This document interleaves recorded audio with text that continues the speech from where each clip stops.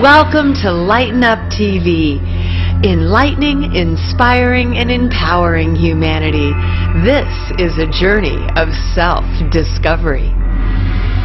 On this journey, we are in search of answers to the burning questions that have intrigued mankind for millennia.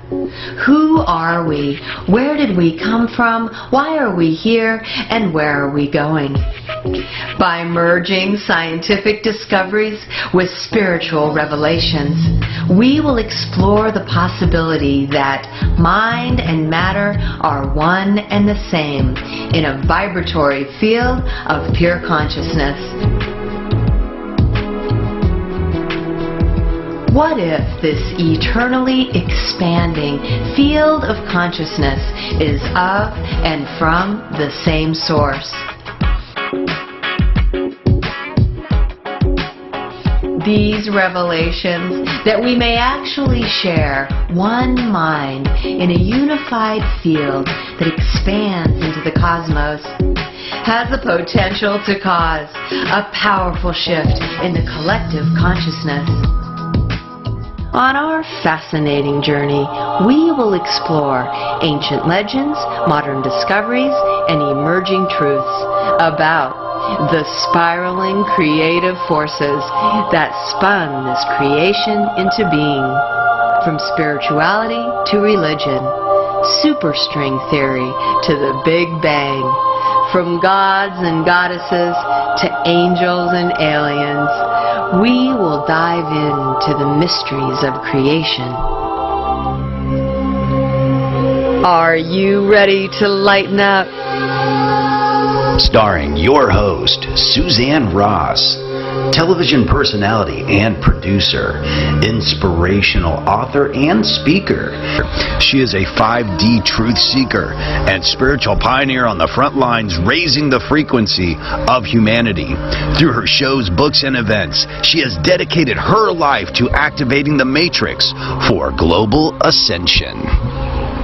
Sci-Spi TV proudly presents living legend Erich von Daniken. He is the author of over 20 books exploring the concept which he founded called Ancient Astronaut Theory. It is truly my pleasure to introduce Erich von Daniken. Hello and welcome to Lighten Up TV. I'm your host Suzanne Ross, and I am here with the living legend Erich von Daniken, best-selling author of over 40 books, has sold over 75 million copies worldwide, started writing in the 60s, really, and your main goal has been to bring the story to life of ancient Sumer. Well, it all started with Chariots of the Gods. Yes, it certainly did. In 1968. And Chariots of the Gods was my first book. And there I asked the question, have we been visited from outer space? Have our ancestors some thousands of years ago had visits from outer space? That was the beginning of everything. Yes, I love your book, Chariots of the Gods, and have read it and listened to it multiple times. And so you sort of picked up on what the cuneiform text, the story that they were being told, and translated that into the Chariots of the Gods, correct? Yes and no. I mean, okay. There are not only cuneiform texts. Cuneiform are from Old Sumerian, but we have texts from Old India, we have texts from old religious sources, like including the Bible, etc.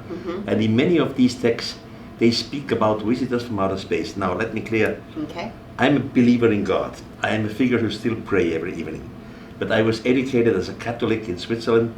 I was for 6 years in a boarding school led by Jesuits, and there we had to make translations already from one language, Latin, to the next language, Greek, of these old texts. Now, as a young man, a deep believer in God, I had some ideas, what is God? At least this figure, or whatever, the spirit God, must have had some minimum qualities. For example, God makes no mistakes, or God would never need a vehicle in which to move around from point A to point B because God is all over. Or God is out of time. God does not need to make an experience, but then he has to wait what the result is. He knows it before. So that was my ideas as a boy. Then I read the Bible, we translated the Bible, and I realized in the Bible we have a God who descends on the holy mountain with smoke, fire, trembling, loud noise. The mountain was glowing like a furnace, etc. So all of a sudden I had doubts in my own education. What are they talking about? My God doesn't need a vehicle which descends with smoke and fire and trembling and loud noise. Or you read the book of Ezekiel in the Bible. Ezekiel describes how a chariot comes down from the sky. He describes the wheel, he describes the wings, he describes the legs. So all this is technology. I simply had doubts in my own Catholic education, and I wanted to find out if other communities in antiquity have similar stories than we have, we Christians. That was the beginning of cuneiform and all the other stuff later. So. Yes. And then in the India Mahabharata, the Vimanas. So how did you come into the Mahabharata, and what was your translation of that? After Chariots of the Gods, I had a lot of contacts worldwide.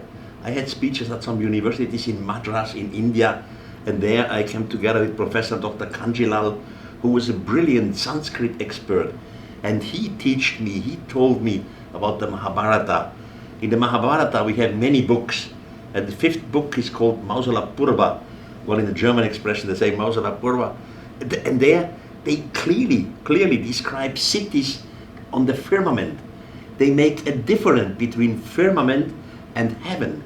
Heaven is a place of happiness after that. Firmament is the place over us. And they see 3 cities surrounding the planet. They describe the 3 cities in different colors. And all of a sudden, from one of these cities, smaller vehicles have come down, and these smaller vehicles are called Vimanas. Now, one of the young men who were taken up with the Vimana up to the big city. We know his name is Arjuna. He even learned the language of these extraterrestrials. And once he was back on Earth, he described what he saw. And that's what we read in this 5th book, in the Mausala Purva. So we had definitely visitors from outer space. And this is handed down in many religious texts, not only in India, not only in the Bible. For example, the Ethiopian community has the oldest book, which is the Book of the Kings. It's called the Kebra Negest. And there you read that King Solomon, we know all King Solomon, he had a flying machine, which he received from his God because of his violence. It is even described how he uses his flying machine. He was in love with the Queen of Sheba. The Queen of Sheba is in today's Ethiopia. That's a few thousand kilometers away from Jerusalem.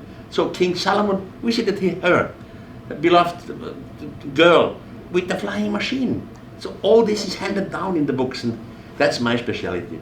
Yes, and the flying carpets then. Of course. Yes, absolutely. Gilgamesh. So can you expand on who was Gilgamesh in this tale of Gilgamesh? Gilgamesh is a Sumerian tale. It starts from Sumeria. Later the Babylonians took it over too. Gilgamesh was obviously a king of the city of Uruk, according to the Gilgamesh epic. It was found in cuneiform tablets in a large library of the king of Assurbanipal II in Uruk, which was an old city. And there we read in the Gilgamesh story that Gilgamesh was taken up into the sky again. He was flying over the earth, and the being who brings him up always say to Gilgamesh, "Human, look down to earth. What do you see?" And as higher they come, Gilgamesh describes how the earth looks. Then finally they are very high, and he says, and the earth looked like a bull, and the gigantic ocean just like a little sea. So he is over the planet. He describes what happened. Gilgamesh also is looking for the tree of life. He wants to be immortal, but he doesn't find it. Finally he dies. And so, of course, I want to talk about Nibiru and who these beings were that came from that 12th planet as described in the cuneiform texts. So who were these and why did they come? We have no idea where they come from, but we know for sure they come from another solar system, not from our planet, not, for example, from Atlantis, not, for example, time traveler, because in the past we had discussions, humans were discussing with them. They asked them, where do you come from? And they always pointed to the sky, to the heaven. They said, we come from that, and they used the name. But the name means nothing to us. It's not our solar system. None of them said, we are coming from Atlantis, or we are coming from Lemuria, or we are time travelers, we come from your own planet. They always came from somewhere. Now from where? Which home planet? Which solar system? With what technology? How far away? We have no idea. But we simply know they were here, and before they left the planet Earth again, they promised to return in a far future. And this promise of the returning of the God has become part of every ancient culture. You know, some roughly 400 years ago, Columbus visited as the first, so he came to Central America. The natives believed that Columbus was the long-awaited God.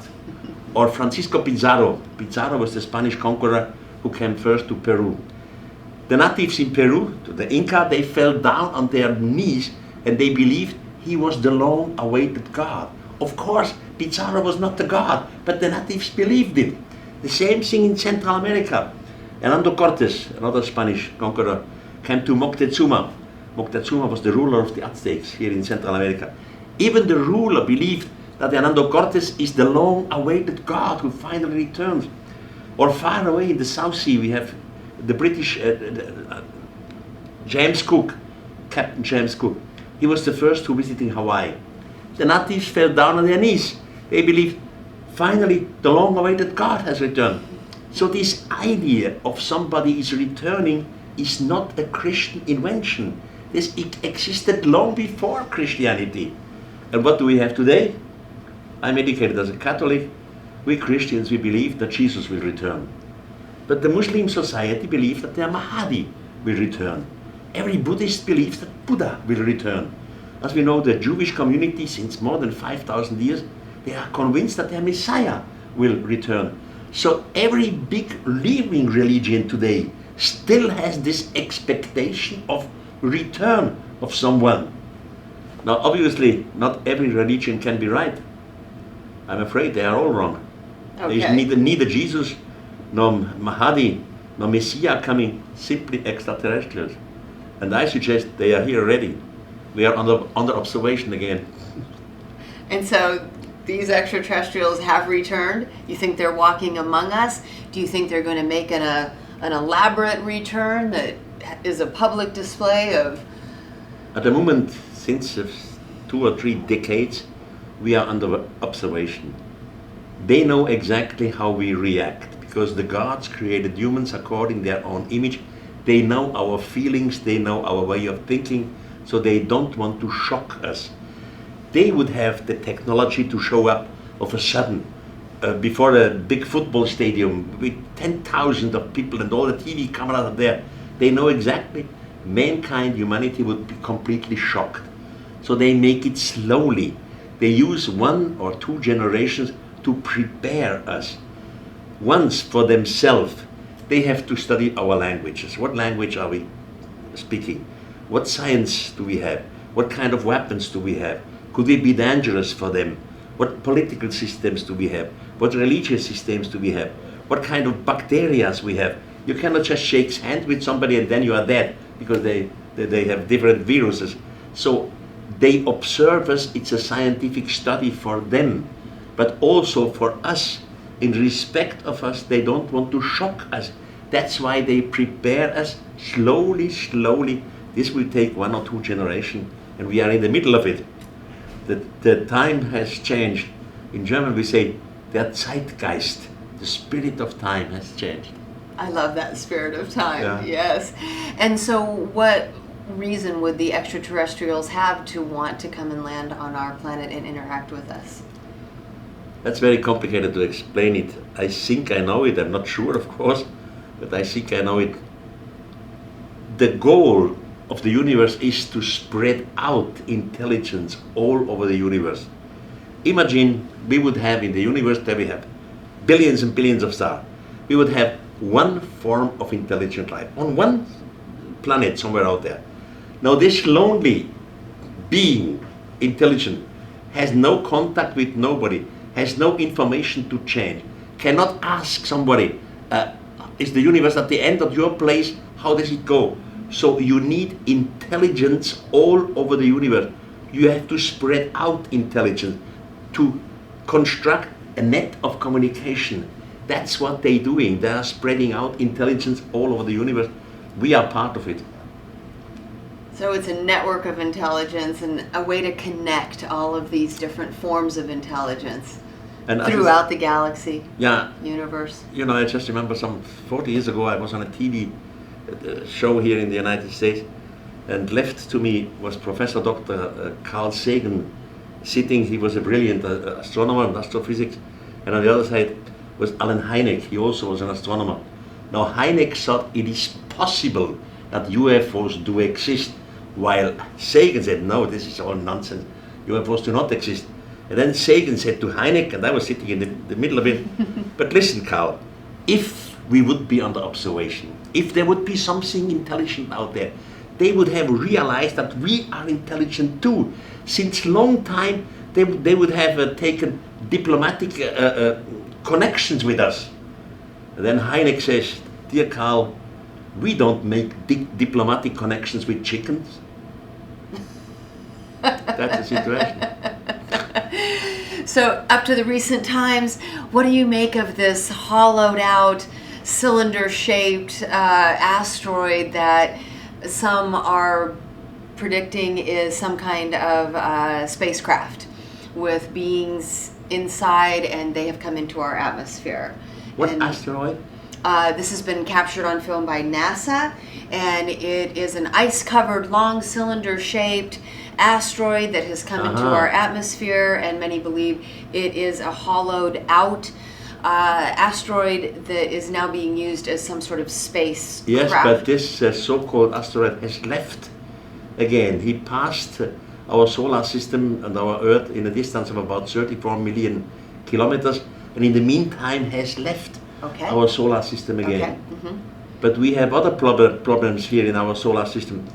You know, between Mars and Jupiter there is what we call the asteroid belt. These are about 800,000 stones, small ones like footballs, or very big ones. The biggest of the asteroid is called Ceres. Ceres has a diameter of about 750 kilometers. It's quite a little moon, quite an object. And your people, NASA, from the United States, has sent a space probe to Ceres, to this asteroid. That was on the way for many years, and now we received wonderful pictures from the surface of Ceres. And there are things which are not normal. On Ceres, for example, there is a mountain just isolated. There's no other mountain, and the mountain has some scratches, white scratches. We don't know what it is, as if somebody would have scratched the mountain up to take some raw material. We don't understand it. And then we have a clear picture of Ceres where there is a rectangular made out of stone. Now Ceres is a dead planet. There is no atmosphere. There is nothing. We humans were never in our life on Ceres. But there you find artificial stuff like a rectangular in stone. So if we were not there, somebody else must have been there. The question is who and when, why, etc. So we have problems in our solar system. Yes.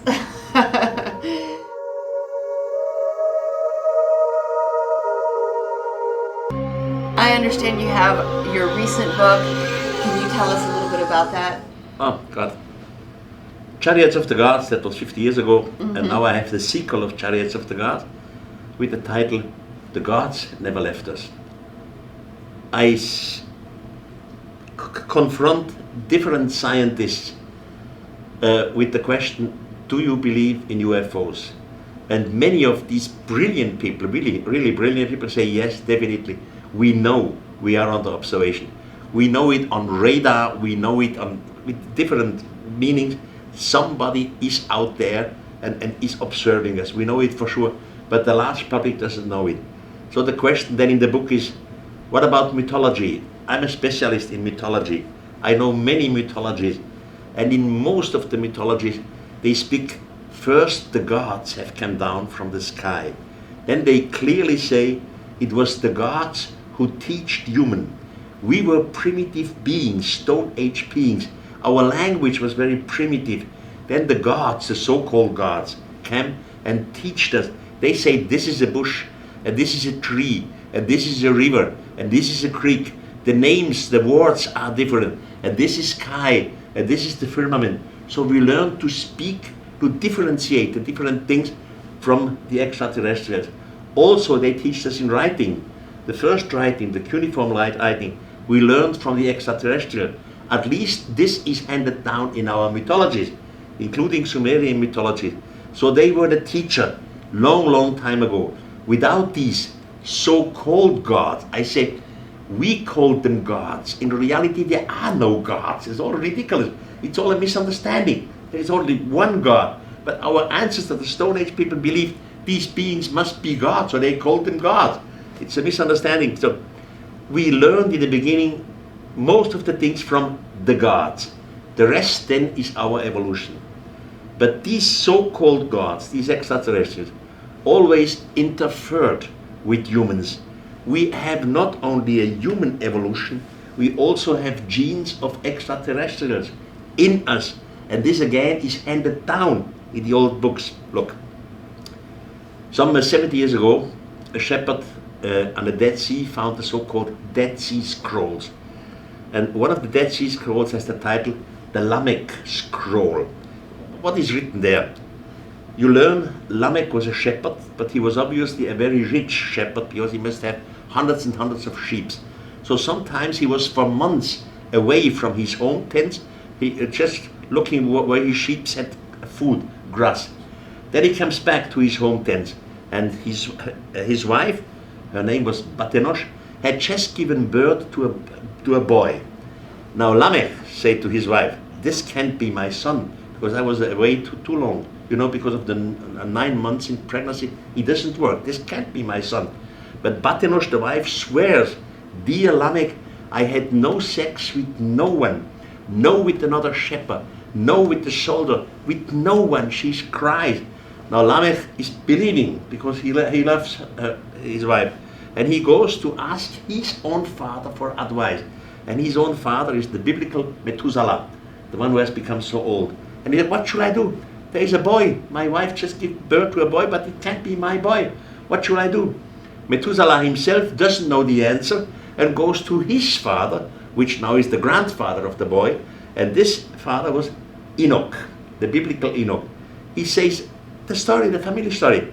And Enoch, who was in contact with extraterrestrials, there are books of Enoch, says to his son Methuselah, "Go to your son Lamech, tell him the guardians of the sky have inseminated the womb of Batenosh without touching her sexually." There was no penis, there was no sex. They did it artificially. And Lamech should accept this boy as his own, in his own family, and he should give him the name of Noah.